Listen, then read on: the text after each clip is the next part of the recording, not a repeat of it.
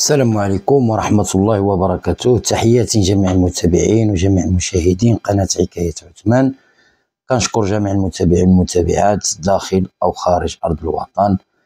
اليوم الإخوان جيت باش نشارك معكم واحد القضية اللي ما تاخدش من وقتكم بزاف، هي ما فيها شي 4 ساعة، ولكن الأحداث ديالها الإخوان كلهم عبرة وكلهم آلام، حيتاش هاد الانواع د هاد القضايا كيتعلقوا بالوالدين خصوصا الاباءات.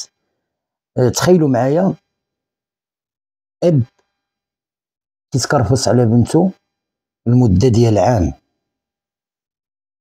عام وهو كيتكرفص على بنته، يعني كيمارس على بنته.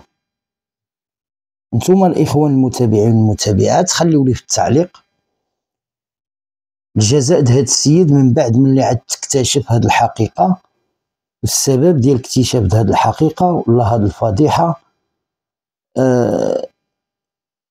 أنا شخصيا لو كنت كنحكم نقدر هذا السيد نحكم على شي حكم يكون ما عمره قاس في التاريخ ديال القضاء، لأن هذه البنت مسكينة ما عندها حتى دم اللي عاد يتكرفص عليها، والمدة ديال عام هو كيمارس على بنته، والنتيجة ديال هذه الممارسة عاد تجيب الحمل، وكيفاش هاد البنت عاد تعيش في هذا المجتمع، وكيفاش عاد تكون المستقبل ديالها من بعد وهي بنت باقا قصير عندها 17 ولا 16 عام.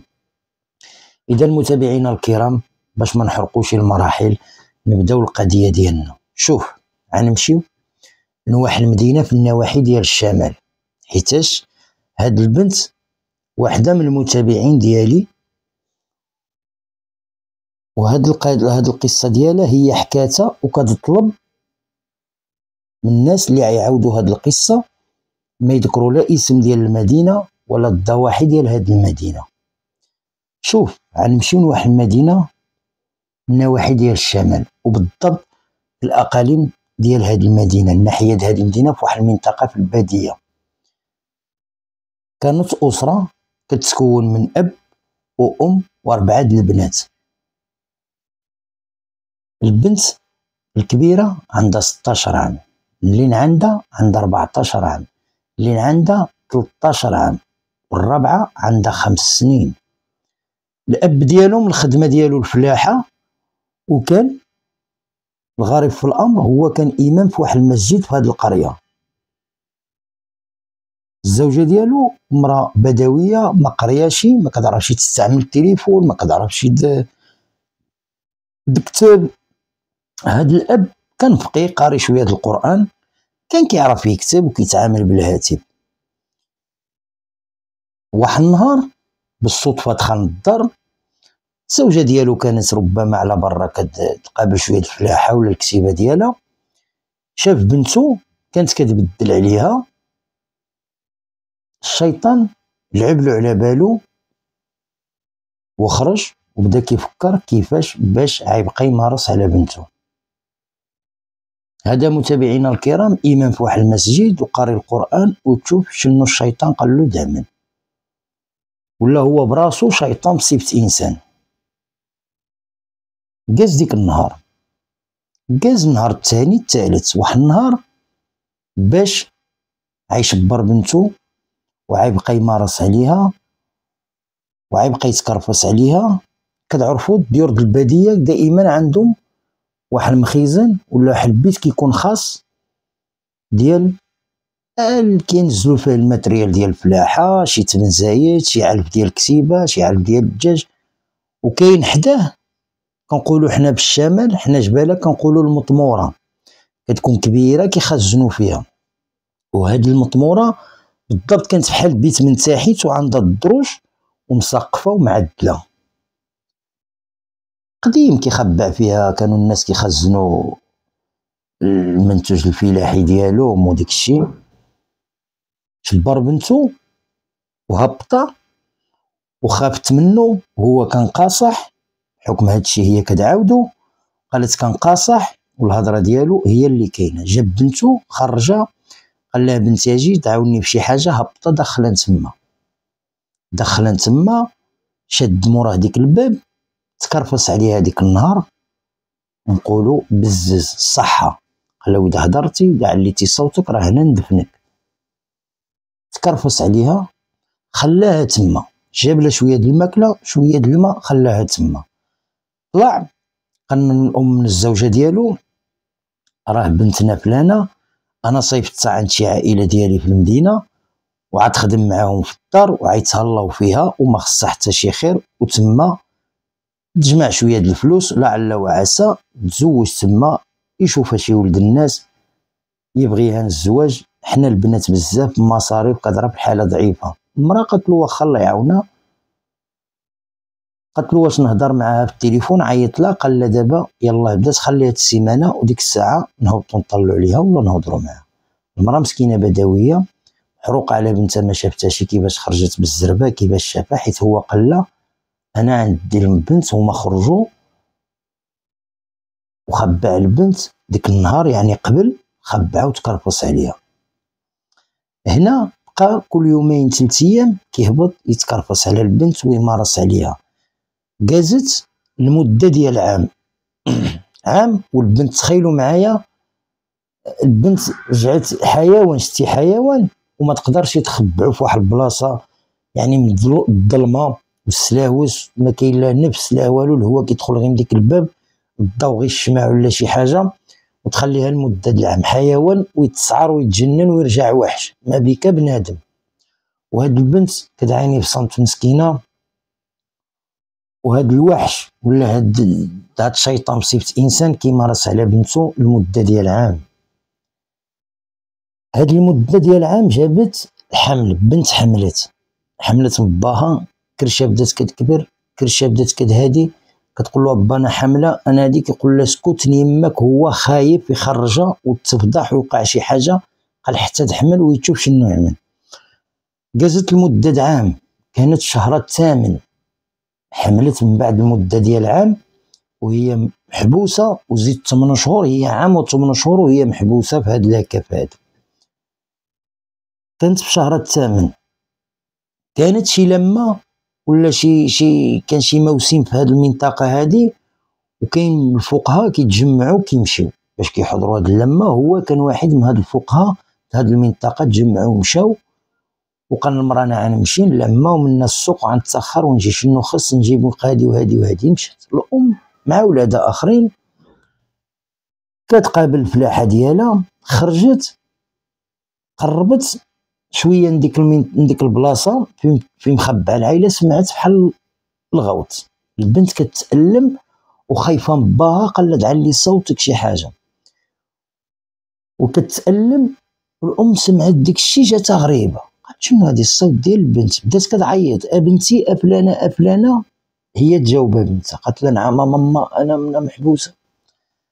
المراه ما قدرتش تفتح حيت كاين داك الشيء بالسناسل والقفوله بجوج وهادي والروينه، عيطت لشي ناس تما، تجمعوا الناس ديك الدوار هذاك، سمعوا جابوا فرعوا ديك الشيء، شافوا البنت حامله كرشه منفخه والوجع الولاده ولا الحريق ديال الحمل فيها. عيطوا المقدم، عيطوا الشيخ علم القايد، قايد علم الدرك، طلعوا الدرك جبدوا البنت، عيطوا الاسعاف هبطوها، قدموا لها الاسعافات هي الاولى، عاد غيمشيو جدرمه والام ديالها باش يستبصروا ويعرفوا شنو كاين. ديكشي اللي وقع، جات لابيلونس هزت البنت، مشات للمنطقه للسبيطار مستشفى مدني لا داعي نديك الاسم ديالو، لحقوا تبعوها جوج العناصر الدرك، دخلت شافوها الحمد لله نقدوها، عملوا الاجراءات الطبيه، الحمل بخير، السيده كان فيها غير شي وجع د الحمل، ناقصه الفيتامين، ناقصه التغذيه، ناقصه هادي. الام ديالها سولوها جدرمه، قالوا له واش هادي بنتك؟ قالت لهم هي. وكيفاش هاد البنت هنا مخبعه، واش حامله مشي واحد وانتم خبعتوها هنا، خفتم شي فضيحه؟ قالت له شوف اسيدي انا بنتي هادي عام و8 شهور ما شفتها حتى اليوم، وكنسول عليها باها كيقول لي راه هي مع شي ناس من العائله في المدينه خدامه، وانا واحد الانسانه بدويه ما كنهضر في التليفون، كنهضر مع بنتي مره بالشهر، هو كيهبطنا عندها وكيجوز لها التليفون وكيصوني على الزوجه ديالو ويقول لها هاك هضر مع يمك وقول لها انا بخير الوالده وانا خدام. وديك الشيء اللي كان. قالت لهم هذا الشيء اللي كيوقع، كنهضر معاها دقيقه ما كملناش، كيفتينا بنتي كيفتينا يما لاباس بخير الحمد لله يما الحمد لله تهلا بخوتي كيقطع. الزوج ديالك فين هو؟ الزوج ديالي راه في واحد اللمه فلانيه هنا في المنطقه، تنطاروا لصقوا جدرمه ديالها اللي في السبيطار مع جدرمه ديك المنطقه، مشاو جابوه هما يطنوا طلعوه للبريكاد. البنت ملي استرجعت القوه ديالها الطبيب قال لهم يمكن لكم تستوجبوها دابا ولا تسولوها. سولوها، البنت كانت خايفه، قالت لهم انا هادشي ما في خبر الوالدين ديالي ما والو، حامله مع واحد السيد كان كيعرفني، ثقت به، وقع اللي وقع وانا اللي تخبعت هنا وقلت. قالوا لا شوف بنتي، عرفوها كتكذب، عرفوها مخلوعه، قالوا لا شوف غير عاود ما يمكنش شي واحد يضحك عليك. شكون هاد الواحد؟ بعدا قلنا نمشيو نجيبوه، بدات كتدخل وتخرج في الهضره. اعترفت لهم، قالت لهم الاب ديالي هو اللي عمل لي هادشي، هو اللي كان حابسني هنا وكيمارس عليا المده ديال عام، حتى حملت ملي عرفني حامله ما بقاش كيمارس عليا وكمهددني وكيقول لا ما تخاف من حتى شي حاجه، هادي الولد وهادشي بيناتنا وهادشي وهادشي وهادشي. والبنت مسكينه حتى هي بنت باديه ما عرفهاش ما قرياش خوفه، حتى عمل الله سبب وفضح، لان دائما ربي العالمين كيعمل سبب باش كتفضح القضيه. هنا اعتقلوه ملي جندرم ملي سمعوا الاقوال ديال هاد البنت هاد الضحيه اللي كانت الضحيه ديال الاب ديالها، وعرفوها وخلوها في العنايه المركزه حتى تزيد تعالج مزيان وترجع بالصحه بخير. وديك الساعه تقدر تخرج ولا حتى تولد. المهم غنخليوها وغنمشيو عند الاب ديالها. الاب ديالها اعتقلوه، جابوه قال لهم ياك لاباس شنو واقع، علاش جايبين لي انا انسان فقي واحد؟ قالوا له اسمع راه حنا عرفنا كلشي، وراه هذيك البلاصه اللي كنتي مخبع بنتك راه تجبدت، وبنتك دابا راه كاينه في العنايه المركزه بسبيطار دابا.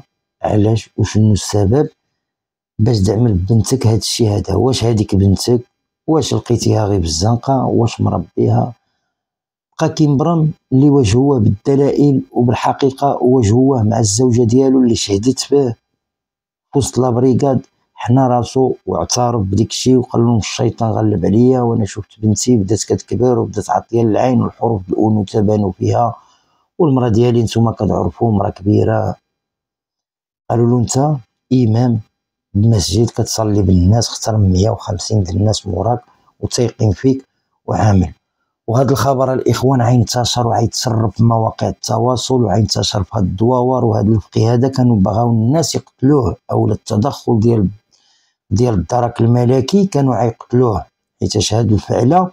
وخصوصا هاد المنطقه البدويه اللي كاينه في الشمال، كاين الناس هادو ناس منضبطين، شي حاجه بحال هادي يقدروا يصفيوها لاي واحد. فلهذا هنا تعمر له الرابور وتقدم للمحكمه وغيتحكم بواحد الحكم كان قاصح. وكنتمنى منكم حتى نتوما في التعليق تقولوا لي هاد السيد هذا شنو خصو الجزاء ديالو. وهنا كتسالي القضيه ديالنا الاخوان، القضيه ديال هذا الاب اللي تكرفص على هاد البنت، والنتيجه ديال التكرفيس جابت الحمل.